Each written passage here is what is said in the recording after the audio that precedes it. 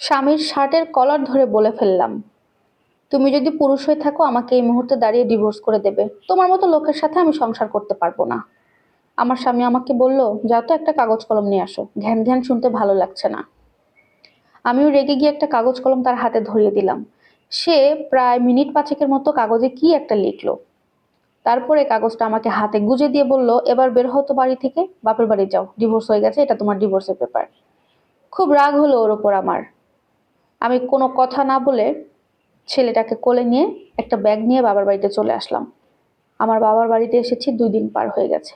এই 2 দিন পর আমি যেন আর কোনো কিছুতে স্বাভাবিকভাবে থাকতে পারছি না। সব সময় শুধু আমার হাজবেন্ডের কথা মনে হচ্ছে।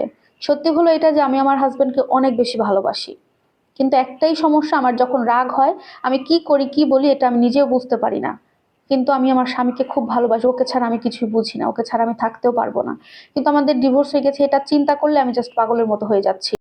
আমি আমার হাজবেন্ডকে যোগাযোগের চেষ্টা করি, ফোন করি, এসএমএস করি, কিন্তু কোনোভাবে আমি আমার হাজবেন্ডকে যোগাযোগ করতে পারছিলাম না, কানেক্ট করতে পারছিলাম না। এভাবে 10 দিন পার হয়ে যাওয়ার পর আমি একদম পাগলের মতো হয়ে গেছে। আমার মা বাবা দুজনেই দেখে অস্থিরতা বোধ করছে। তারাও শেষ পর্যন্ত আমার হাজবেন্ডের সাথে যোগাযোগ করার চেষ্টা করছে, কিন্তু কোনোভাবে তাকে যোগাযোগ করা যাচ্ছে না। প্রায় 22 দিন কেটে যাওয়ার পর আমার হাজবেন্ড আমার সাথে যোগাযোগ করে। আমার ফোনটা রিসিভ করাতে আমি হাউমাউ করে কান্না করে ফেলি। তাকে আকুতি মিনতি করে বলতে থাকি, দেখো আমার ভুল হয়ে গেছে, আমি তোমার সাথে সংসার করতে চাই, তোমার সাথে থাকতে চাই, আমার ডিভোর্স টিভোর্স কিচ্ছু লাগবে না, আমি তোমাকে ছাড়া থাকতে পারবো না। তখন বলছে, তুমি কি ন্যাকা কান্না শোনানোর জন্য ফোন দিছো?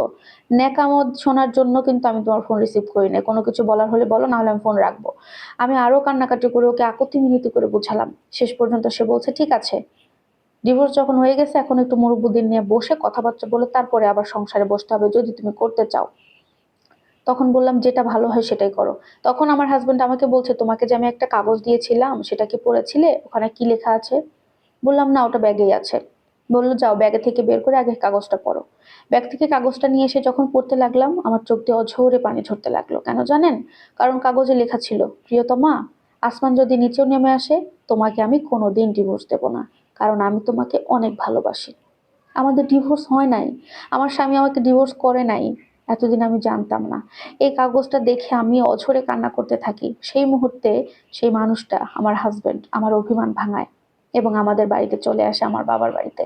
আমার বাবার বাড়িতে আমরা সবাই মিলে বেশ কিছুদিন থাকি, তারপরে আমরা শ্বশুর বাড়িতে চলে যাই। এখনো পর্যন্ত সেই দিনের সেই ঘটনার পর থেকে আজকে 6 বছর হয়ে যাচ্ছে আমাদের সংসার জীবনের। আলহামদুলিল্লাহ, আলহামদুলিল্লাহ অনেক বেশি সুখে আছি আল্লাহর রহমতে। আমার ছেলেকে নিয়ে আমরা হাজব্যান্ড ওয়াইফ খুব সুখে আছি, খুব ভালো আছি। সত্যি বলতে আমার স্বামী আমাকে অনেক ভালোবাসে, আমি অনেক ভালোবাসি। আমাদের সুখের জীবনটা যেন এভাবে সারা জীবন পার হতে থাকে।